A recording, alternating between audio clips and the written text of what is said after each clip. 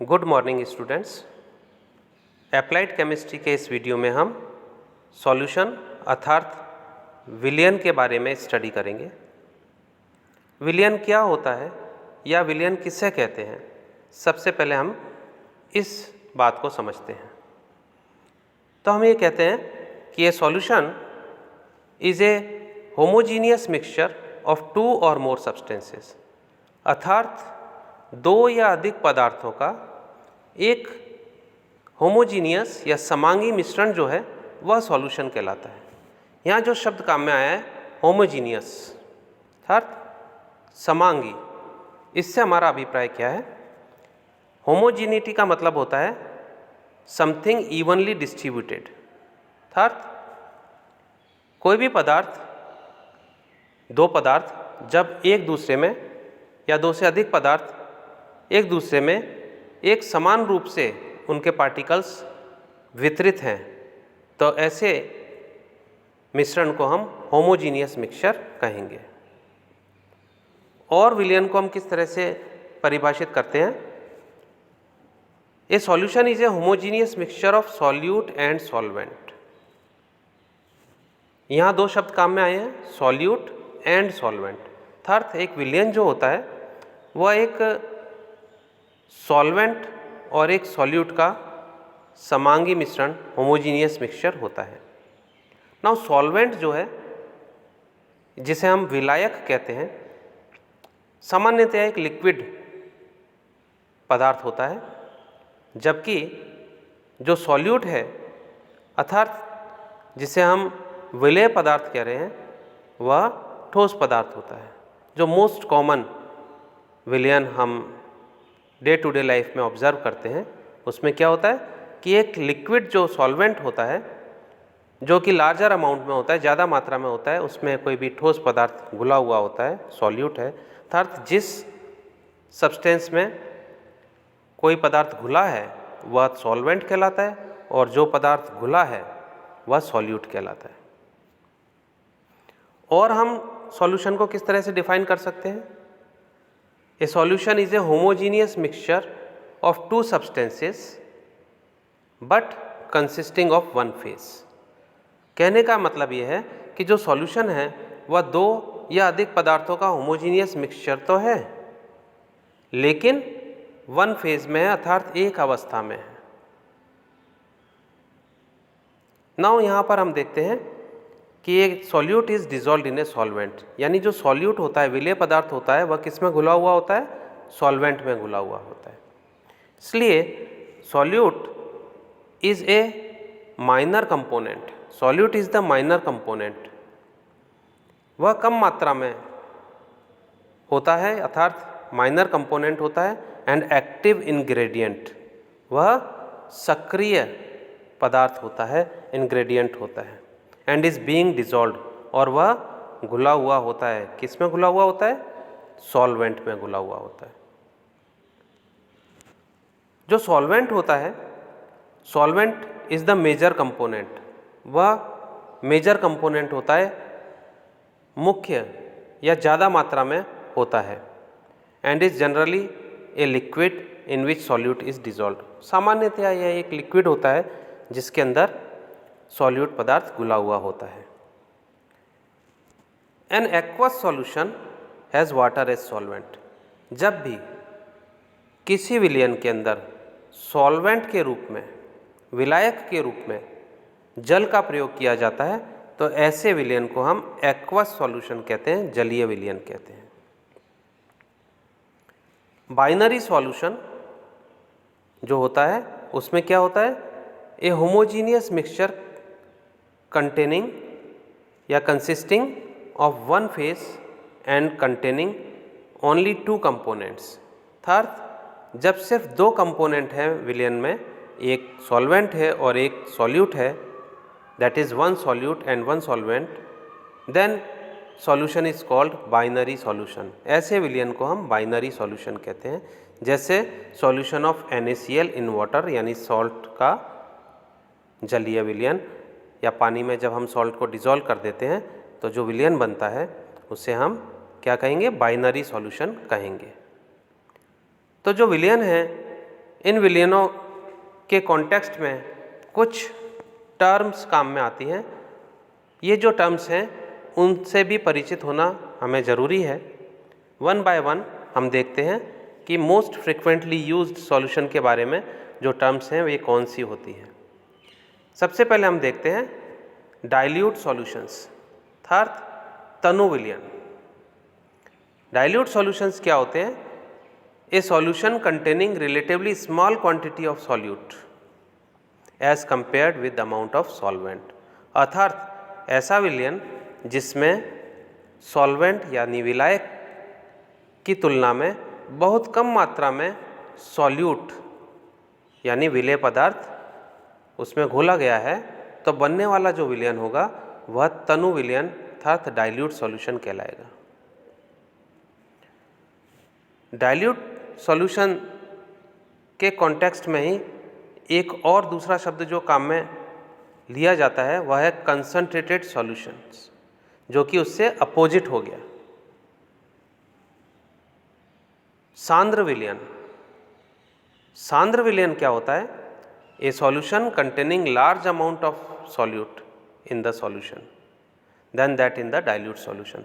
अर्थात तनु विलयन की तुलना में जब बहुत अधिक मात्रा में किसी सॉल्यूशन में सॉल्यूट घुला हुआ होता है, विलेय पदार्थ घुला हुआ होता है, तो बनने वाला जो विलयन होता है वह कंसंट्रेटेड अर्थात सांद्र विलयन कहलाता है।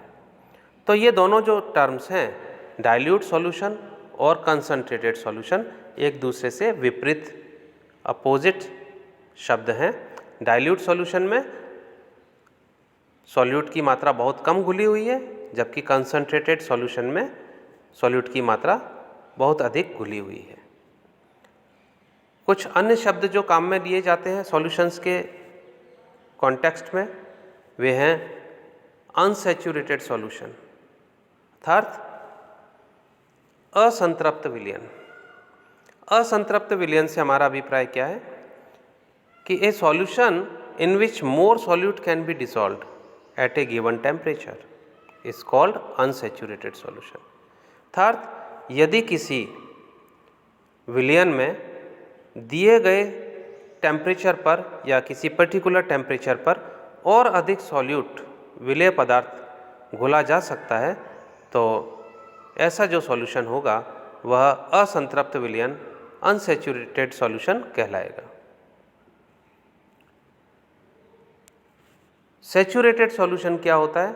अनसैचुरेटेड सॉल्यूशन के साथ ही ये शब्द भी काम में लिया जाता है saturated solution, whether solution is unsaturated और सैचुरेटेड सॉल्यूशन। तो जो संतृप्त विलयन है, सैचुरेटेड सॉल्यूशन है, उससे हमारा अभिप्राय क्या है कि ये saturated solution is one where the concentration is at a maximum, no more solute is able to dissolve at a given temperature. अर्थात यदि किसी विलयन में दिए गए ताप पर उसमें जो मैक्सिमम अमाउंट सॉल्यूट की डिसॉल्व हो सकती है और उतनी मात्रा उसकी घुली हुई है, अर्थात और अधिक सॉल्यूट अब उसमें उस टेम्परेचर पर नहीं घोला जा सकता, तो इस प्रकार का जो सॉल्यूशन है वह सैचुरेटेड सॉल्यूशन या संतृप्त विलयन कहलाता है। इसी क्रम में एक और शब्द जो काम में आता है वह है सुपर सैचुरेटेड सॉल्यूशन, अति संतृप्त विलयन।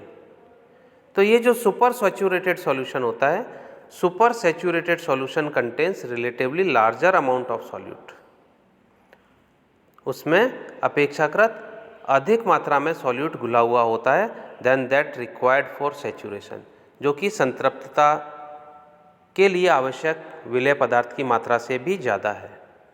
It is prepared by heating and adding more and more solute to the solution. अर्थात इस प्रकार का अति संतृप्त विलयन किसी भी संतृप्त विलयन को गर्म करके बनाया जा सकता है जब सैचुरेटेड सॉल्यूशन है और उसमें किसी पर्टिकुलर टेम्परेचर पर मैक्सिमम अमाउंट जो सॉल्यूट का डिसॉल्व हो सकता है और उतना घुला हुआ है। अब अगर हम उस सैचुरेटेड सॉल्यूशन को गर्म करेंगे तो गर्म करने पर सॉल्यूट की जो है घुलनशीलता, सॉल्युबिलिटी बढ़ती है और इस तरह से हम और सॉल्यूट जो है उसमें घोल सकते हैं। इस तरह से जो सॉल्यूशन तैयार होगा वह अति संतृप्त विलयन होगा, क्योंकि उसमें सैचुरेटेड सॉल्यूशन से अधिक मात्रा सॉल्यूट की घुली हुई है। जब NaCl को पानी में घोला जाता है, when NaCl is added to water it get dissolved, वह पानी में घुल जाता है। नाउ NaCl के जो घुलने की प्रक्रिया है वह कैसे होती है, वह प्रोसेस कैसे होती है, वे कौन से फोर्सेस हैं जो कि NaCl को पानी में घोल देते हैं। तो यहाँ हम देखते हैं कि जो NaCl है वह एक आयनिक सॉलिड सब्सटेंस है, यह एक आयनिक पदार्थ है। जब NaCl ठोस पदार्थ को पानी में डाला जाता है तो वह पानी में क्रमशः Na+ आयन और Cl- आयन में ब्रेक हो जाता है, और इस तरह से ये जो आयन्स हैं ये सॉल्वेटेड हो जाते हैं, यानी सॉल्वेंट के जो मॉलिक्यूल हैं इनको चारों तरफ से घेर लेते हैं, सराउंडेड बाय सॉल्वेंट मॉलिक्यूल। और अगर सॉल्वेंट जो है वह पानी है, हमने वाटर में अगर NaCl को मिलाया है, तो हम कहेंगे कि ये जो NaCl के जो आयन्स हैं they get hydrated, way hydrated हो जाते हैं, अर्थात Na+ आयन को और Cl- आयन को जल के अणु चारों तरफ से घेर लेते हैं।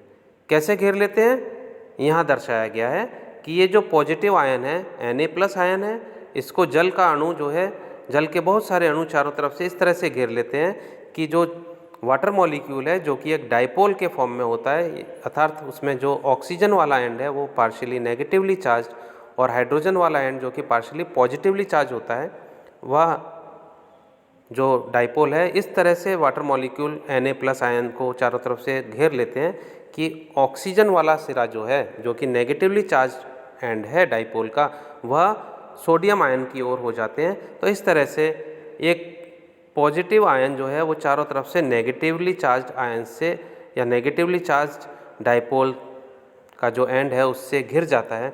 इस तरह से आयन डाइपोल जो है फोर्सेस वहाँ डेवलप हो जाते हैं, अट्रैक्शन फोर्सेस हैं, और इस तरह से सोडियम आयन हाइड्रेटेड हो जाते हैं।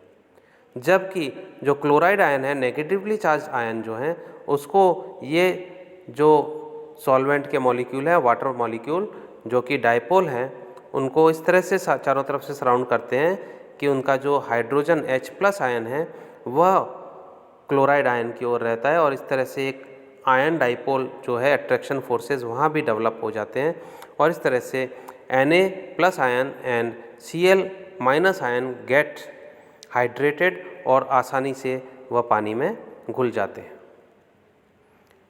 तो ये जो है सॉल्यूशन के बनने की प्रोसेस होती है, किस तरह से जो है वह सॉल्यूशन तैयार होता है। अट्रैक्शन फोर्सेस जो है, जो सॉल्वेशन होता है सॉल्यूट पार्टिकल्स का, उसकी वजह से सॉल्यूशंस बन जाते हैं, अर्थात यह एक फिजिकल चेंज है, इसमें कोई रासायनिक अभिक्रिया नहीं हो रही है। और इसी तरह से फिजिकल चेंज होने के कारण से ये पॉसिबल होता है कि हम जो सॉल्यूशन होते हैं उसके कंपोनेंट्स को सेपरेट भी कर पाते हैं। यहाँ इस टेबल में डिफरेंट टाइप के जो सॉल्यूशंस हैं which is based on physical state of solute and solvent वह प्रदर्शित किया गया है।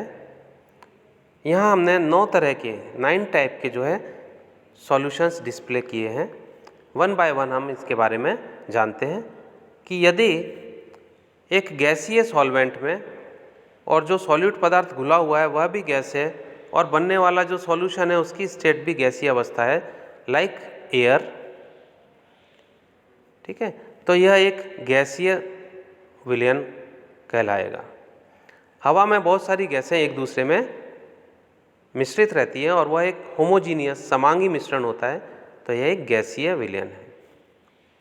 दूसरा जो है हम देखते हैं कि it is another gaseous solution जिसके अंदर सॉलिड सब्सटेंस जो है, सॉल्यूट जो है, वह गैस के अंदर, जो सॉल्वेंट है वह गैसीय अवस्था में घुला हुआ है, और इस तरह से जो सॉल्यूशन है वह गैसीय अवस्था में, लाइक स्मोक इन एयर।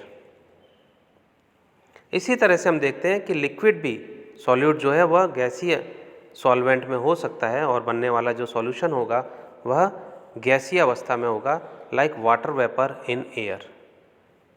तो हम ये देखते हैं कि 3 तरह के गैसीय विलयन हो सकते हैं। इसी तरह से लिक्विड सॉल्यूशंस भी 3 तरह के हो सकते हैं। पहला लिक्विड सॉल्यूशन जो है जिसमें कि गैसीय सॉल्यूट पदार्थ जो है वह लिक्विड सॉल्वेंट में घुला हुआ है और बनने वाला सॉल्यूशन जो है वह लिक्विड अवस्था में है, लाइक ऑक्सीजन इन वाटर। पानी में ऑक्सीजन गैस घुली हुई होती है तो वह ऑक्सीजन का सॉल्यूशन है पानी में। Another example, when solute is liquid as well as solvent is liquid. जब सॉल्यूट और सॉल्वेंट दोनों लिक्विड है, 2 लिक्विड एक दूसरे में मिले हुए हैं और सॉल्यूशन जो है वह लिक्विड अवस्था में है, लाइक एल्कोहल इन वाटर। तीसरा जो लिक्विड सॉल्यूशन का एग्जाम्पल है जिसमें मोस्ट कॉमन जो सॉल्यूशन होता है जिसमें ठोस पदार्थ लिक्विड के अंदर, सॉल्वेंट के अंदर घुला हुआ होता है, जैसे अभी हमने बात की थी salt in water, liquid solution है। तो इस तरह से 3 तरह के लिक्विड सॉल्यूशन हो सकते हैं। अब हम बात करते हैं सॉलिड सॉल्यूशंस की, जिनमें सॉल्वेंट जो हैं वो सॉलिड होंगे। तो जब सॉलिड के अंदर, सॉल्वेंट के अंदर गैसीय अवस्था में सॉल्यूट जो है और वो घुला हुआ होता है, ऐसा सॉलिड सॉल्यूशन जो है उसका एग्जाम्पल है हाइड्रोजन इन पैलेडियम। इसी तरह से जब लिक्विड सॉल्यूट जो है वह सॉलिड सॉल्वेंट में घुला हुआ है और बनने वाला जो सॉल्यूशन है वो सॉलिड अवस्था में ही है, इसका एग्जाम्पल है मरकरी इन सिल्वर। अनदर एग्जाम्पल जिसमें कि एक ठोस सॉलिड जो सॉल्यूट है वह घुला हुआ है सॉलिड ही सॉल्वेंट में, तो बनने वाला जो सॉल्यूशन है वह भी सॉलिड है, लाइक सिल्वर इन गोल्ड। तो इस तरह से हम देखते हैं कि विभिन्न प्रकार के सॉल्यूशंस गैसीय, लिक्विड और सॉलिड अवस्था में हो सकते हैं। ये ज़रूरी नहीं है कि एक विलयन की जब हम बात करें तो ठोस पदार्थ ही जो है वह लिक्विड सॉल्वेंट में घुला जाए। हालांकि सबसे जो मोस्ट कॉमन सॉल्यूशंस हैं वे जो हैं सॉलिड के सॉलिड जो है आपका सॉल्यूट होता है और उसके अंदर लिक्विड सॉल्वेंट में घुला हुआ होता है, वे ही सबसे ज़्यादा कॉमन होते हैं। बट और भी तरह के सॉल्यूशंस जो हैं वे हो सकते हैं। Thank you.